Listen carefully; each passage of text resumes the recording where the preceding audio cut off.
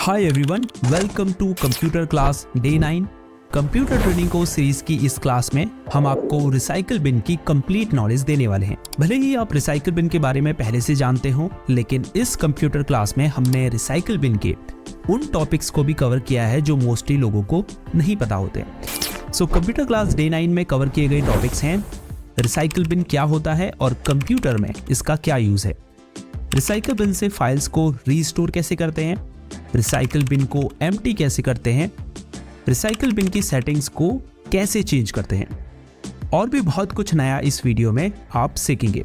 तो अगर आप चाहते हैं कि दोबारा आपको रिसाइकल बिन के बारे में सीखने की जरूरत ना पड़े, तो इस वीडियो को अंत तक ध्यान से देखिए। तो और ज्यादा समय न लेते हुए सीधे क्लास को शुरू करते हैं। विंडोज में रिसाइकल बिन एक फोल्डर या वह स्थान है जो आपके द्वारा डिलीट किए गए आइटम्स जैसे फाइल्स और फोल्डर्स को टेम्पररी स्टोर करता है। यानी जब आप अपने कंप्यूटर में किसी फाइल या फोल्डर को डिलीट करते हैं तो वो एक टेम्पररी डिलीट होता है। फाइल्स हमेशा के लिए डिलीट नहीं होती, बल्कि वो रिसाइकल बिन में मूव हो जाती हैं। किसी फाइल्स को परमानेंटली डिलीट करने के लिए आपको उसे रिसाइकल बिन से डिलीट करना होगा। अगर आप कंप्यूटर में गलती से किसी आइटम को डिलीट कर देते हैं तो रिसाइकल बिन की मदद से आप उसे बड़े ही आसानी से रीस्टोर कर पाएंगे। आप किसी भी विंडोज वर्जन जैसे 7, 8, 10 और 11 का यूज कर रहे हो, आपको अपने कंप्यूटर की फ्रंट स्क्रीन में, जिसे हम डेस्कटॉप भी कहते हैं, वहां पर रिसाइकल बिन आइकन देखने को मिलेगा जो एक ट्रैश कैन यानी कचरे के डब्बे जैसा दिखाई देता है। एक प्रो टिप, अगर रिसाइकल बिन में फाइल्स होंगी तो इसका आइकन कुछ ऐसा दिखाई देगा जैसे एक ट्रैश कैन बहुत सारे कागज के टुकड़े मरोड़कर डालने पर दिखाई देता है। लेकिन अगर रिसाइकल बिन एम्प्टी होगा तो यह आइकन एक खाली ट्रैश कैन की तरह दिखाई देगा। तो रिसाइकल बिन में मौजूद डिलीटेड फाइल्स को एक्सेस करने के लिए आपको इस ट्रैश आइकन के ऊपर डबल क्लिक करना है। आप देख सकते हैं रिसाइकल बिन फोल्डर हमारे सामने ओपन हो चुका है और इसमें कुछ फाइल्स हैं जिन्हें हमने अपने सिस्टम से डिलीट किया था। अगर आपको अपने कंप्यूटर या लैपटॉप की फ्रंट स्क्रीन में रिसाइकल बिन का आइकन नहीं दिखाई देता है तो हो सकता है कि वो हाइड हो। उसे शो करने के लिए आपको नीचे स्टार्ट बटन पर क्लिक करना है, फिर सेटिंग्स आइकन पर क्लिक करें, यहां पर्सनलाइजेशन ऑप्शन पर क्लिक करें। अब लेफ्ट साइड में थीम्स पर क्लिक करें, फिर यहां राइट साइड में डेस्कटॉप आइकन सेटिंग्स पर क्लिक करें। अब यहां अगर रिसाइकल बिन का चेक बॉक्स अनसेलेक्ट होगा तो उस पर क्लिक करके उसे सेलेक्ट कर लें और फिर अप्लाई पर क्लिक कर दें। अब आप डेस्कटॉप एरिया में रिसाइकल बिन आइकन को देख पाएंगे। चलिए सबसे पहले रिसाइकल बिन से फाइल्स रीस्टोर करना सीखते हैं। तो पहले मैं एक फाइल डिलीट करता हूं, इसको कर देते हैं, सेलेक्ट करेंगे और कीबोर्ड में डिलीट की दबाएंगे। हालांकि अभी अभी अगर कोई फाइल आपसे डिलीट होती है तो आप Ctrl+Z की दबाकर उसे वापस ला सकते हैं। इसके लिए आपको रिसाइकल बिन में जाने की जरूरत नहीं है। लेकिन अगर फाइल डिलीट किए हुए अधिक समय हो गया है तो आपको फिर रिसाइकल बिन से ही उसे रीस्टोर करना पड़ेगा। तो इसे फिर से डिलीट कर देते हैं। अब चलते हैं रिसाइकल बिन में। आप देख सकते हैं ये वो फाइल है जिसे हमने अभी डिलीट किया था। इसे रीस्टोर करने के लिए इस पर क्लिक करके इसे सेलेक्ट कर लेंगे।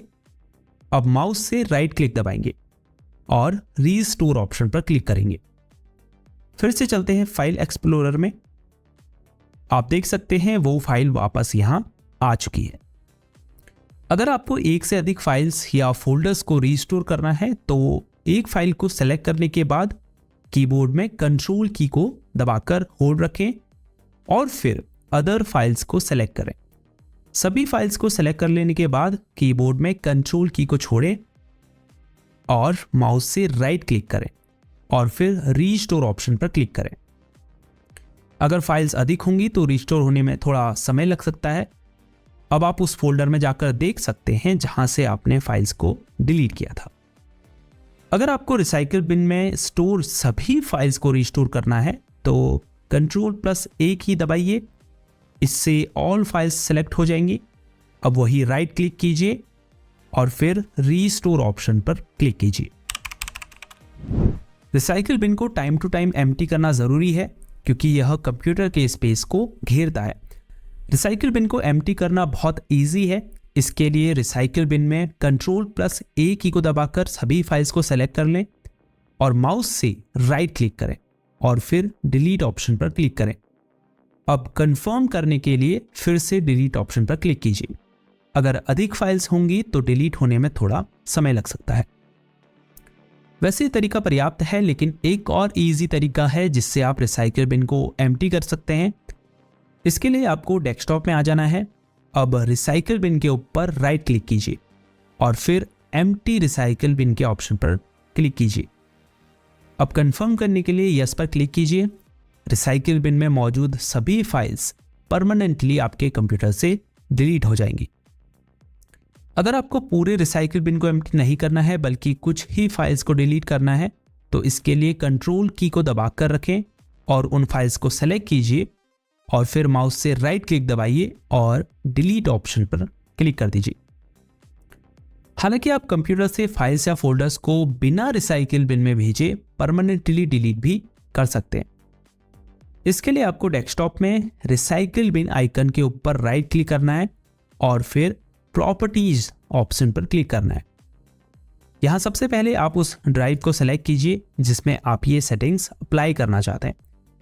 यानी यहां जिस ड्राइव को आप सेलेक्ट करेंगे सिर्फ उसी ड्राइव की फाइल्स डिलीट करने पर परमानेंटली डिलीट होगी। अदर ड्राइव की फाइल्स अभी भी पहले रिसाइकिल बिन में मूव होगी। अभी फिलहाल इसमें कोई ऐसा ऑप्शन नहीं है कि आप एक से ज़्यादा ड्राइव्स को सेलेक्ट कर पाएँ। अभी हम सी ड्राइव को सिलेक्ट करते हैं क्योंकि मोस्टली हमारी सभी फाइल्स और फोल्डर्स इसी ड्राइव में होते हैं। उसके बाद नीचे don't move files to the recycle bin के ऑप्शन को सिलेक्ट कीजिए। आप चाहें तो डिस्प्ले डिलीट कंफर्मेशन डायलॉग के चेकबॉक्स को सेलेक्ट कर सकते हैं। इससे होगा ये कि जब भी आप किसी फाइल या फोल्डर को डिलीट करेंगे तो आपके सामने डिलीट कंफर्मेशन डायलॉग ओपन होगा। तो इसे सेलेक्ट कर दीजिए क्योंकि अगर आपसे गलती से डिलीट बटन दब जाता है तो आपके पास एक मौका होगा उस फाइल को परमानेंटली डिलीट होने से रोकने का। अब अप्लाई पर क्लिक करें और फिर ओके पर क्लिक कर दें। लेकिन मेरा सजेशंस ये होगा कि इस ऑप्शन को इनेबल ना करें, बल्कि अगर किसी फाइल को आपने परमानेंटली डिलीट करना है तो उसके लिए उस फाइल को सेलेक्ट करने के बाद कीबोर्ड में Shift+Delete की दबाएं। इससे फाइल बिना रिसाइकिल बिन में मूव हुए परमानेंटली डिलीट हो जाएगी। अक्सर कंप्यूटर यूज़र के साथ ऐसा होता है कि उन्होंने कुछ समय पहले एक आइटम डिलीट किया था जो उन्हें अभी रिसाइकिल बिन में नहीं मिल रहा है। तो ऐसा होने का एक कारण होता है कि रिसाइकिल बिन को एक लिमिटेड स्टोरेज साइज एलोकेट किया गया होता है, लेट्स से 2 GB। तो अगर डिलीटेड फाइल्स का साइज इससे अधिक हो जाएगा तो जो पुरानी फाइल्स होंगी वो रिसाइकिल बिन से ऑटोमेटिकली डिलीट होने लगेंगी, ताकि जो नई फाइल्स आप डिलीट कर रहे हैं उन्हें स्टोर करने के लिए स्पेस मिल सके। अगर आप चाहते हैं कि रिसाइकिल बिन में पुरानी से पुरानी डिलीटेड फाइल्स भी स्टोर रहे तो इसका एक सल्यूशन है। आप रिसाइकिल बिन के स्टोरेज साइज को बढ़ा सकते हैं। इसके लिए डेस्कटॉप में रिसाइकिल बिन आइकन के ऊपर राइट क्लिक करें, फिर प्रॉपर्टीज ऑप्शन पर क्लिक करें। यहाँ आप देख सकते हैं कस्टम साइज में रिसाइकिल बिन का करंट स्टोरेज साइज शो हो रहा है, जो MB में लिखा है 26,158, करीब 26 GB। तो इसे हम टोटल 30 GB कर देते हैं। याद रखिए जितना भी साइज आप हार्ड डिस्क से रिसाइकिल बिन को एलोकेट करना चाहते हैं उसे MB में यहाँ टाइप कीजिए। तो 30 GB होता है 30,000 MB। अब अप्लाई पर क्लिक करें और फिर ओके पर क्लिक कर दें।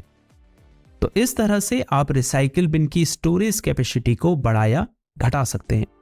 तो ये थी कंप्यूटर क्लास डे 10 जिसमें हमने आपको रिसाइकिल बिन के बारे में कंप्लीट नॉलेज दी। अगर इस क्लास से आपकी कंप्यूटर नॉलेज में इजाफा हुआ तो वीडियो को लाइक ज़रूर कीजिए। इस क्लास से रिलेटेड कोई क्वेश्चन या सजेशन है आपके मन में तो नीचे कमेंट में ज़रूर बताएं। मैं जल्द से जल्द उसका रिप्लाई देने की पूरी कोशिश करूँगा। आगे की कंप्यूटर क्लास देखने के लिए चैनल को सब्सक्राइब ज़रूर कीजिए। इस वीडियो में इतना ही। आपसे मिलते हैं अगली वीडियो में। तब तक के लिए गुड बाय।